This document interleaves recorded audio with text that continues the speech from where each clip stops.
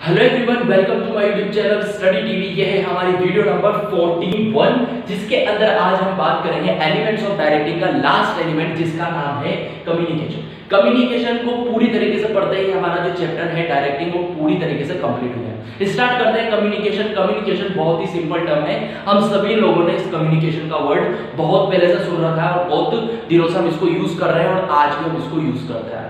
तो कम्युनिकेशन का मतलब क्या होता है? एक पर्सन है दूसरे पर्सन से बातचीत कर रहा है, एक पर्सन है दूसरे पर्सन को कुछ बता रहा है, कुछ सुना रहा है, that is called as communication. आप आपके दोस्त से बात कर रहे हो फोन पे, वो कम्युनिकेशन होता है। आप आपके दोस्त से घर पे बात कर रहे हो, वो कम्युनिकेशन होता है। तो कम्युनिकेशन का मतलब क्या है? Exchange of information between two peoples. दो लोग हैं, ये एक पर्सन है, ये दूसरा पर्सन है, ये एक दूसरे से बातचीत कर रहे हैं, that is called as communication. Definition क्या बोलती है? Communication is a process. ये एक तरह की प्रोसेस होती है। थोड़ी सी देर बाद हम समझने वाले हैं कम्युनिकेशन प्रोसेस क्या होती है। पूरी इतनी बड़ी प्रोसेस होती है कम्युनिकेशन। तो communication is a process of passing information from one person to another. Communication एक तरह की प्रोसेस है जिसके अंदर एक पर्सन दूसरे पर्सन को क्या कर रहा है? इंफॉर्मेशन पास कर रहा है। उस इंफॉर्मेशन को पास करने को क्या कहा गया है? कम्युनिकेशन कहा गया है। एक पर्सन है, उसके दिमाग में कुछ आया, रात को घूमने चलेंगे, उसने दूसरे पर्सन को कैसे बोल रहा है, किस तरीके से बोल रहा है, किससे बोल रहा है, फोन करके बोल रहा है, लिख के बोल रहा है, उसको हम क्या कहते हैं? कम्युनिकेशन। एक पर्सन दूसरे पर्सन से कुछ बातचीत कर रहा है, that is called as communication. बात करते हैं कैरेक्टरिस्टिक्स ऑफ कम्युनिकेशन की। टू और मोर पर्सन। हर एक कम्युनिकेशन के अंदर क्या होना चाहिए? दो या दो से ज्यादा पर्सन होने चाहिए। अगर एक ऐसा कम्युनिकेशन है जिसके अंदर दो पर्सन नहीं है या फिर दो से ज्यादा पर्सन है, टू और मोर पर्सन नहीं है, तो वो कम्युनिकेशन है। क्योंकि कम्युनिकेशन के अंदर सेंडर और रिसीवर दोनों होना बहुत ही ज्यादा जरूरी है। Exchange of ideas. कम्युनिकेशन में हम क्या करते हैं? आइडियाज का एक्सचेंज करते हैं, इंफॉर्मेशन का एक्सचेंज करते हैं। मुझे कुछ इंफॉर्मेशन देनी है सामने वाले को, तो मेरी इंफॉर्मेशन उसको मैं सामने वाले को देता हूं। इसमें क्या हो रहा है? एक्सचेंज हो रही है हमारी क्या? इंफॉर्मेशन। Continuous process. जो हमारा कम्युनिकेशन है, हमारी ऑर्गेनाइजेशन में जो कम्युनिकेशन होता है वो कैसा होता है? Continuous process. हमारी ऑर्गेनाइजेशन में नहीं, हर एक जगह पे जो कम्युनिकेशन होता है वो क्या होता है? Continuous process.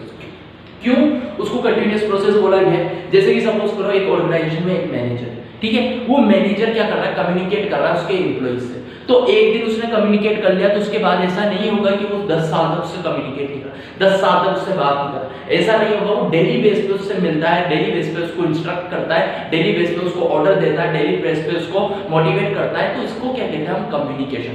और जब वो ऐसा करता है, इसी वजह से कंटिन्यूअस प्रोसेस कहा जाता है किसको? कम्युनिकेशन।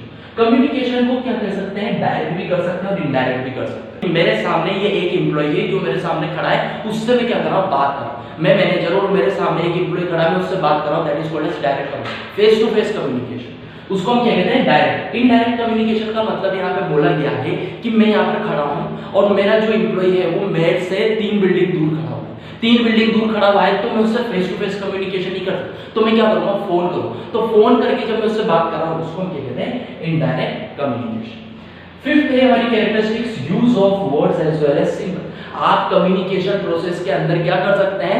वर्ड्स का भी यूज कर सकते हैं। जैसे कि सपोज करो आपको कोई मैसेज भेजना है, उस मैसेज को आप एक लेटर में भेजना है, तो लेटर में आप लिख रहे हो तो वो क्या है? वर्ड्स है। उसके साथ साथ आपने कुछ पिक्चर्स भी बना दी, उसको हम क्या कहते हैं? सिंबल्स कहते हैं। तो आप यहाँ पे क्या कर सकते हो? जो कम्युनिकेशन है उसके अंदर आप वर्ड्स को भी यूज कर सकते हो, सिंबल्स को यूज कर सकते हो, पिक्चर्स को यूज कर सकते हो, जिससे एक पर्सन दूसरे पर्सन को क्या कर सकता है? कम्युनिकेट कर सकता है। तो ये तो कुछ क्या होती है? कैरेक्टरिस्टिक्स होती है हमारी कम्युनिकेशन की जो हमने पढ़ी। अब बात करते हैं हम कम्युनिकेशन प्रोसेस की। कम्युनिकेशन प्रोसेस क्या होती है? क्या होती है प्रोसेस? प्रोसेस का मतलब एक स्टेप बाय स्टेप किसी चीज का चलना, उसको हम क्या कहते हैं? प्रोसेस कहते हैं। तो ये कम्युनिकेशन जो प्रोसेस है वो स्टार्ट होती है किससे? सेंडर से।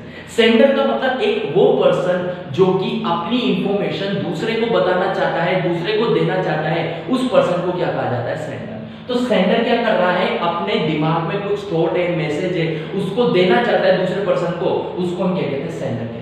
सेंडर के दिमाग में जो मैसेज होता है उसको हम क्या कहते हैं? मैसेज कहते हैं। जैसे कि उसके दिमाग में ये मैसेज है कि 5 बजे हमारी कंपनी में मीटिंग होगी 5th फ्लोर पर, तो उसको क्या कहते हैं? मैसेज कहते हैं। जो उसके दिमाग में मैसेज है उसको क्या करता है? वो एनकोड करता है। एनकोड का मतलब वो तो है क्या है? मराठी। जो हमारा पर्सन है वो क्या है? मराठी। उसको तो मराठी लैंग्वेज आती है, पर सामने वाले को क्या आती है? समझ में इंग्लिश आती है। तो वो जो मैसेज है उसको एनकोडिंग कर रहा है, किसी लैंग्वेज में लिख रहा है, किसी वर्ड्स में लिख रहा है, उसको हम क्या कहते हैं? एनकोडिंग कहते हैं।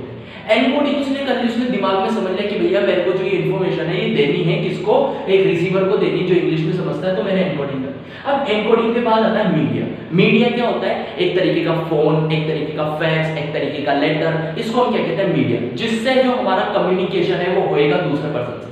यानी कि ये सेंडर और रिसीवर को जोड़ने वाली जो चीज है उसको हम कहते हैं मीडिया। अब मीडिया में क्या होता है, जैसे कि फैक्स है, उसने लिख लिया एक लेटर में कि भैया 5 बजे मीटिंग होगी हमारे 5th फ्लोर पर, तो उसने ये इंग्लिश में मैसेज लिख के उसको फैक्स में दे दिया, ठीक है। तो रिसीवर के पास पहुंचने से पहले वो क्या करेगा, डिकोडिंग करेगा। मीडिया से किसके पास जा रहा है वो मैसेज, रिसीवर के, तो रिसीवर के पास पहुंचने से पहले वो क्या करेगा, उस मैसेज को पढ़ेगा। उस पढ़ने को, मैसेज को पढ़ना, मैसेज को समझना, उसको क्या कहते हैं, डिकोडिंग कहते हैं। डिकोडिंग करते ही जैसे ही वो मैसेज उसके पास चल जाएगा, किसके पास, रिसीवर के, यानी कि सेंडर को किसके पास भेजना था, मैसेज रिसीवर के पास। तो सेंडर ने क्या करा, पहले तो मैसेज लिखा, मैसेज को एनकोड करा, उसने लैंग्वेज में लिखा, उसके बाद उसने फैक्स से भेजा, उसके बाद रिसीवर ने उस मैसेज को पढ़ा और उसके बाद वो रिसीव हो गया। जैसे ही रिसीव हो जाता है मैसेज, उसके बाद क्या करता है, जो रिसीवर होता है वो जवाब देता है। जवाब में क्या दे सकता है, ओके सर, ओके सर मैं समझ गया सर, 5 बजे मीटिंग है, मैं 5 बजे मीटिंग में पहुंच जाऊंगा। तो ये क्या होता है, फीडबैक होता है। ये फीडबैक किसको दिया जाता है, सेंडर को दिया जाता है।